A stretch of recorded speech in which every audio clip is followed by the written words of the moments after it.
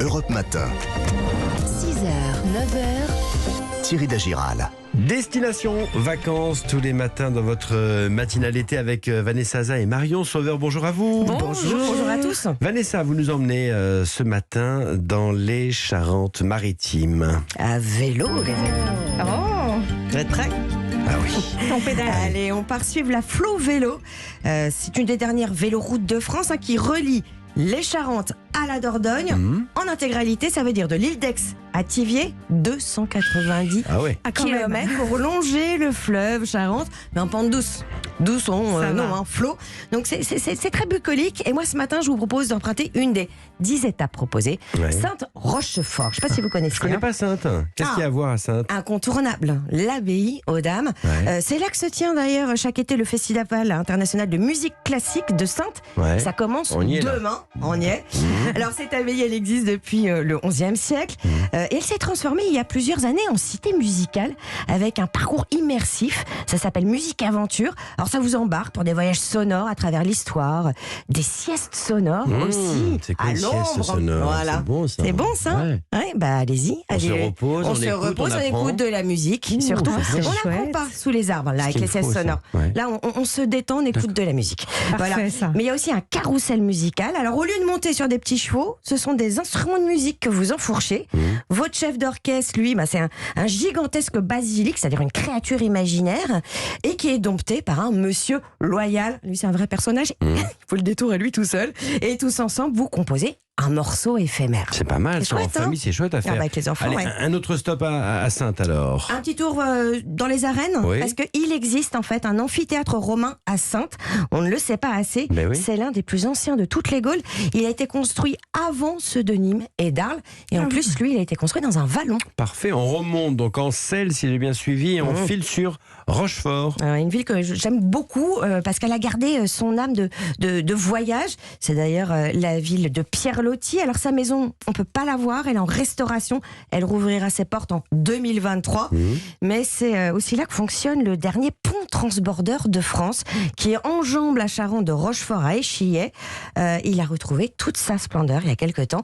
Très impressionnant puisque c'était vraiment une prouesse technique au début du XXe siècle. Donc on monte à bord de sa nacelle. La traversée dure 4 minutes 30. Vous êtes en suspension.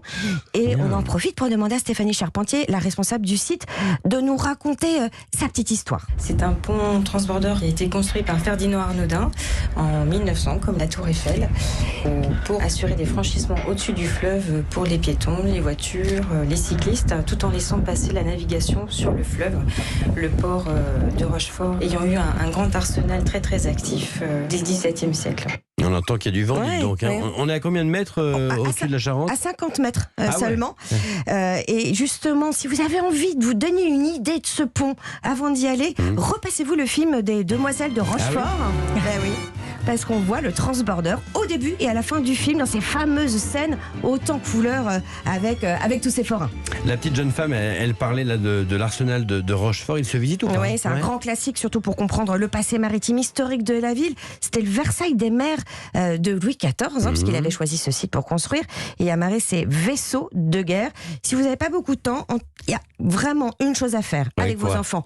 La corderie royale. Ouais. Ils vont apprendre, entre autres, à fabriquer des cordages. Je l'ai fait, c'est exceptionnel, c'est ludique. Et puis, vous devez absolument aussi monter à bord de la réplique de l'Hermione. Bon, et si on dort sur place, où est-ce qu'on pose nos sacoches? Allez, 2 adresses, Ouais. à Rochefort, à l'Esprit du 8, et puis à Sainte, à l'Abbaye aux Dames, parce que les anciennes cellules ont été transformées en chambres d'hôtel, simples, élégantes, et labellisées accueil vélo.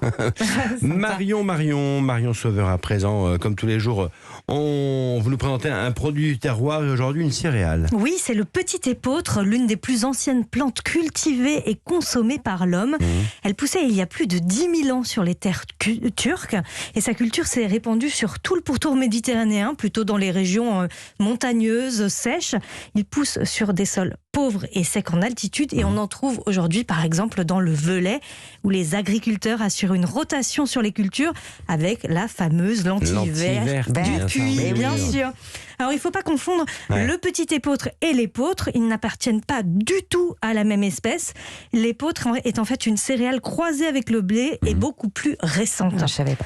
Alors la cuisson du petit épeautre demande un petit peu de patience, environ 40 minutes de cuisson. C'est pas pour nous, Thierry. Pour Non. une cuisson un petit peu plus rapide, on trouve aujourd'hui du petit épeautre mondé, donc sans peau, et on compte une dizaine de minutes seulement. Là, c'est beaucoup plus facile et plus abordable.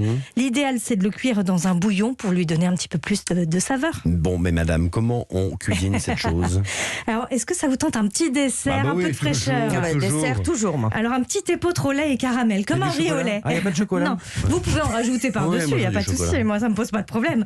Alors pour commencer, Oui. vous portez à frémissement un mélange de lait, de crème et de sucre. Vous ajoutez le petit épeautre pour qu'il cuise et vous ne vous arrêtez surtout pas de remuer puisque quand le petit épeautre est moelleux, vous stoppez la cuisson. Donc il faut Parfait. goûter, c'est comme ça que vous saurez.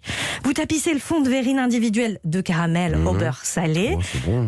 Ou du chocolat. Ou du chocolat, pourquoi oui. pas, Thierry. Vous ajoutez par-dessus le petit épeautre au lait et il reste plus qu'à servir. C'est délicieux, tiède comme ça si vous pouvez pas attendre. Mais vous pouvez aussi manger froid et en ce moment ça fait du bien. Marion, chaque jour, vous demandez une astuce à un chef. Hein. Aujourd'hui, c'est Mickaël Rua du restaurant L'Émotion. On est au Puy-en-Velay. Il adore travailler le petit épeautre. C'est un petit peu un ambassadeur de cette céréale. Il vous donne ses conseils pour le cuire correctement. Le petit épeautre, il est très agréable quand il est un peu plus ferme. Donc moi, ce que je conseille, d'être un petit peu en sous-cuisson. Il faut le goûter, puis il faut sentir une légère petite résistance et quelque chose un petit peu ferme où il y a de la mâche. Et c'est vrai que c'est là où le petit épeautre, pour moi, est le plus intéressant et le meilleur. Avec ce petit épeautre, on peut après réaliser une salade très estivale, surtout en plus avec ces chaleurs en ce moment. Faire un peu comme un taboulé, mais à la place de la semoule, on va y mettre du petit épeautre et rajouter des poivrons, un petit peu de menthe, quelque chose de très frais. C'est bien ça. Mais oui, c'est pas mal. C'est une très bonne idée, je vous conseille. Et dans leur restaurant L'Émotion au Puy-en-Velay, les chefs Mickaël Rua et Mickaël Méjean déclinent le petit épeautre de plusieurs manières. Alors, si vous avez envie de fraîcheur, vous pouvez croquer dans leur salade à base d'agrumes. Elle est accompagnée de truites fumées et le petit épeautre et la fumaison, comme ça va très bien ensemble. Pour les plus gourmands, je vous conseille le risotto de petit épeautre. C'est travaillé avec un fromage italien, c'est la scamorza fumée. Là aussi, encore de la fumaison, vous voyez. Ouais. Et il est crémeux à souhait, ce risotto. Ou encore, découvrir le petit épeautre torréfié sous forme de glace. Et cette Non. fois, c'est servi avec un millefeuille vanille caramel. Et est-ce que vous avez une deuxième adresse pour déguster du petit épeautre cet été alors? Mais oui, alors on reste dans la région du petit épeautre du Velay, donc dans la Haute-Loire. Ouais. Direction le restaurant étoilé Au Allier à Aléras. Les chefs Philippe et Clément Brun cuisinent le petit épeautre comme un taboulé chaud cette fois. Citron confit, raisin sec, menthe, coriandre et persil. Ça va apporter un petit peu de fraîcheur.